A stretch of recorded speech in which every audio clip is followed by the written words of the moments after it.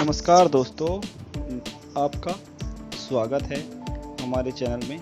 मेरा नाम है अवनीश कुमार और मैं आपको अपने चैनल में ऐसी जानकारी प्राप्त दूंगा जिससे आप भविष्य में बहुत कंप्यूटर से एक्सपर्ट हो जाएंगे। हर कोई आज समय के साथ चलना चाहता है। अगर समय के साथ चलना है तो हमें उसकी डिमांड को भी पूरा करना हो। अगर हमें समय के साथ की ज़रूरत को देखते हैं तो आज हर चीज़ डिजिटल हो गई है। डिजिटल दुनिया में हर चीज़ कंप्यूटराइज है, तो हमें इससे जुड़े रहने के लिए हम उसी के साथ में उसी की जो ऐसी उसकी आवश्यकता है उसको हमें पूरा करना होगा, चाहे उसके लिए हमें समय देना पड़े या पैसा। तो दोनों में से कुछ भी देना पड़ता है हमें। तो अगर हम नए पीढ़ी हैं तो हम समय को खर्च करके कुछ ऐसा ज्ञान प्राप्त कर सकते हैं जिससे कि भविष्य की चाबी, जिसे कह सकते हैं हम, भविष्य की ऐसी चाबी हम पा सकते हैं जो जिससे एक भविष्य के सुनिश्चित भविष्य का दरवाज़ा खोल सकते हैं, ये कहा जा सकता है। तो हम ऐसे जानकारी के लिए हम अगर हम चाहते हैं कि अगर हमारा भविष्य सुनहरा हो तो हम उसमें से जुड़ी हुई जानकारियाँ, जैसे कंप्यूटर का फील्ड, अगर चाहते हैं कि हम कंप्यूटर के फील्ड में जीनियस बन जाएं, तो कई लोग ऐसे होते हैं जो कंप्यूटर में जीनियस बनना चाहते हैं या कंप्यूटर में हैकर बनना चाहते हैं या कंप्यूटर एक्सपर्ट बनना चाहते हैं। तो इसके लिए उसे उस चीज़ों की आवश्यकता होती है जो उसे चाहिए। अगर कंप्यूटर का ज्ञान उसे प्राप्त करना ही होगा, ताकि उसको जो भी अगर आवश्यकता है उसको पूरी के लिए कंप्यूटर का ज्ञान बहुत ज़रूरी है। तो अगर वो चाहता है कि अगर हर आदमी चाहता तो यह है कि वो जीनियस बन जाए।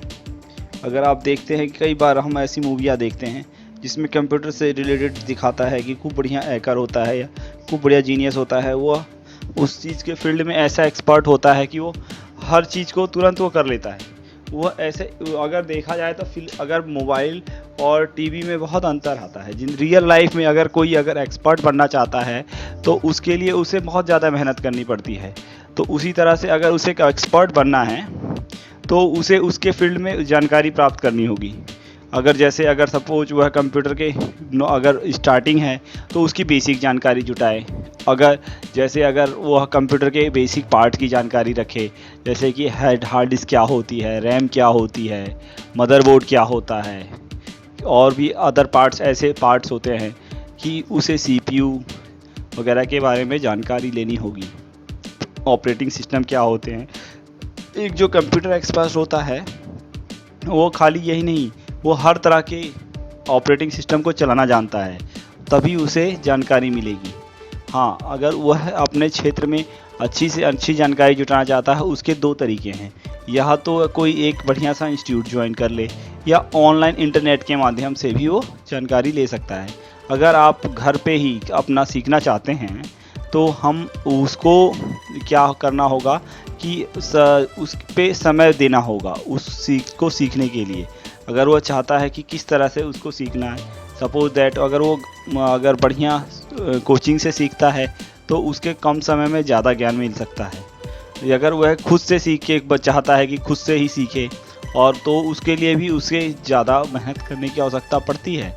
अगर वह चाहे तो इंटरनेट के माध्यम से जानकारी जुटा सकता है या किसी इंस्टीट्यूट के द्वारा उस जानकारी को प्राप्त कर सकता है, जिससे वह अधिक से अधिक जानकारी कंप्यूटर के फील्ड में एकत्रित कर पाएगा। इससे क्या होगा, वह एक एक्सपर्ट बनने में फ़ायदा मिलेगा। एक ही जानकारी, और अगर वह अपने कंप्यूटर फील्ड में बढ़िया ज्ञान प्राप्त करना चाहता है तो उसे हर तरह के ऑपरेटिंग सिस्टम चलाना आना चाहिए। और साथ में जो भी कंप्यूटर से जुड़ी परेशानियां आती हैं, अगर उसकी कोई परेशानी आती है, जस्ट लाइक उसके अंदर कोई ऐसी प्रॉब्लम आती है जिससे कंप्यूटर स्टार्ट नहीं हो रहा, ऐसी भी कोई प्रॉब्लम्स आती हैं तो उसे सॉल्व करने की कोशिश करनी चाहिए। अगर सपोज दैट उसके दोस्त यार के यहाँ कोई कंप्यूटर है या लैपटॉप है, तो अगर उसमें कोई प्रॉब्लम आती है तो उसको सॉल्व करने की कोशिश करनी चाहिए। उसके लिए उसको इंटरनेट की मदद लेनी चाहिए। जैसे भी कोई प्रॉब्लम आती है, अगर उसका हल उसको अगर इंटरनेट पे डालते हैं तो उससे रिलेटेड उसको सॉल्यूशंस मिलते हैं इंटरनेट के माध्यम से, जिससे वह आसानी से उस चीज़ को सॉल्व कर सकता है। तो उसके उसके दो फ़ायदे होते हैं, एक तो उसका कंप्यूटर सीख हो जाएगा और भविष्य में अगर ऐसी कोई प्रॉब्लम्स आती हैं तो उसको आसानी से सॉल्व कर पाएगा। ये एक अच्छे कंप्यूटर एक्सपर्ट बनने की निशानी है, जिससे वह अच्छा सा ज्ञान भी मिल जाता है और उसको आगे नॉलेज भी बढ़ती है इसके प्रति। और हाँ, एक और बात कहना चाहूँगा मैं कि अगर आपको अपनी जानकारी को ज़्यादा से ज़्यादा जानकारी कंप्यूटर के क्षेत्र में बढ़ाना चाहते हैं तो वह प्रतिदिन कंप्यूटर के बारे में नेट पे सर्च करके पढ़े, ब्लॉग्स पढ़े या वीडियोस देखे, जो उसकी जानकारी जिससे कंप्यूटर के क्षेत्र में अधिक से अधिक बढ़ सके। हाँ, उसको अपना समय तो उसके व्यतीत करके देना ही होगा, उसके ऊपर उससे उसको क्या फ़ायदा होगा कि उसको अधिक से अधिक जानकारी मिल पाएगी उसके क्षेत्र में, कंप्यूटर के क्षेत्र में वह अधिक से अधिक जानकारी प्राप्त कर पाए उसको। और कंप्यूटर कहा जा सकता है कि एक कंप्यूटर एक्सपर्ट को अगर अच्छी सी जानकारी हो गई है तो वह कंप्यूटर के एडवांस लेवल की जानकारी भी इंटरनेट के माध्यम से सर्च करके प्राप्त कर सकता है। इससे क्या होता है, उसकी बेसिक जानकारी, उसे लगता है कि उसकी बेसिक जानकारी पूरी हो गई, तो उसके एडवांस लेवल की ओर बढ़ के वो और अधिक से अधिक जानकारी जुटाएगा तो उसे और अपने ज्ञान में बढ़ोतरी मिलेगी। कंप्यूटर एक्सपर्ट के लिए यह एक ज़रूरी है कि वह सीमित ज्ञान तक ना रहे। कहा जाता है कि कभी भी कंप्यूटर के क्षेत्र में कभी कोई पूरा नहीं कहा जा सकता कि मैं पूर्ण हो जाता है, क्योंकि कंप्यूटर में प्रतिदिन कुछ नया होता ही रहता है। तो उसे वो प्रतिदिन नेट के जरिए या ब्लॉग्स वगैरह पढ़ के या वीडियोस वगैरह देख के वो प्रतिदिन कुछ ना कुछ जानकारी जुटाता रहेगा तो उसको फ़ायदा मिलेगा। अगर वह बेसिक जानकारी पूर्ण कर लेता है तो कंप्यूटर की आगे की भी जानकारी है, जैसे कि प्रोग्रामिंग लैंग्वेज, सॉफ्टवेयर की जानकारी, सॉफ्टवेयर कैसे बनते हैं, किस प्रकार से इंस्टॉल किया जाता है या क्या डेवलप किया जा सकता है, ये ऐसी जानकारी है जिससे वह आगे भी भविष्य के लिए फ़ायदे। कहूँ कि अगर आप कंप्यूटर के बारे में बेसिक जानकारी प्राप्त कर चुके हैं तो आप उसको एडवांस लेवल की तरफ ले जाना होगा। उसे अपनी जो भी ज़रूरतें होंगी, जस्ट लाइक उसे इंटरनेट के माध्यम से उसकी जुटानी होगी। और हाँ, मैं ये कहना चाहूँगा, कभी भी कोई भी मतलब जो कंप्यूटर सीखना चाहता है वह कभी भी सीखना बंद नहीं करना चाहिए। उसे अपनी निरंतर जानकारी जुटाते रहना चाहिए, क्योंकि कंप्यूटर के क्षेत्र में प्रतिदिन कुछ ना कुछ एडवांस लेवल का, कहा जाए तो कुछ ऐसा मार्केट में आता ही रहता है जो आदमी को समय समय पे उसके ज्ञान की बढ़ोतरी करता है। और मैं ये कहना चाहूँगा, अगर कोई बच्चा अगर 10वीं पास नहीं किया है, 10वीं से नीचे है, तो वह 10वीं पास करने के बाद 11वीं में कंप्यूटर साइंस का सब्जेक्ट चुने तो ज़्यादा बेहतर होगा, जिससे उसे 12वीं पास करने के बाद कॉलेज में जाने के बाद कंप्यूटर साइंस में इस सब चीज़ की जानकारी मिलेगी, जिससे उसको कंप्यूटर के क्षेत्र में उसकी ज्ञान में बढ़ोतरी हो। अगर सपोज दैट आपने अगर कंप्यूटर में डिग्री या डिप्लोमा कर रखा है और उसके बाद आप सोचते हैं कि आपने एक कंप्यूटर एक्सपर्ट बन गए हैं, तो ऐसा कभी मत सोचिएगा।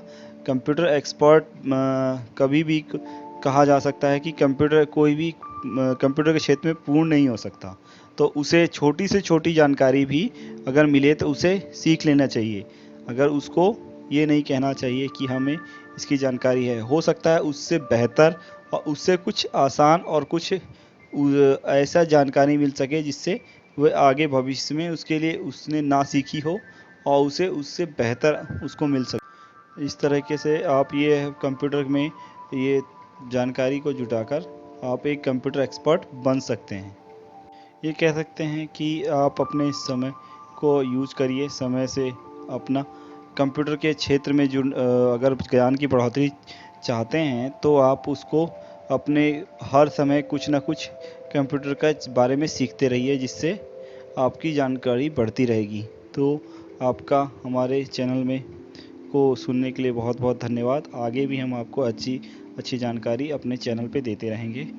मेरा चैनल है अवनीश कुमार, इसमें आपको कंप्यूटर से रिलेटेड और मोटिवेशनल वीडियोस में समय समय पे मिलती रहेंगी। धन्यवाद।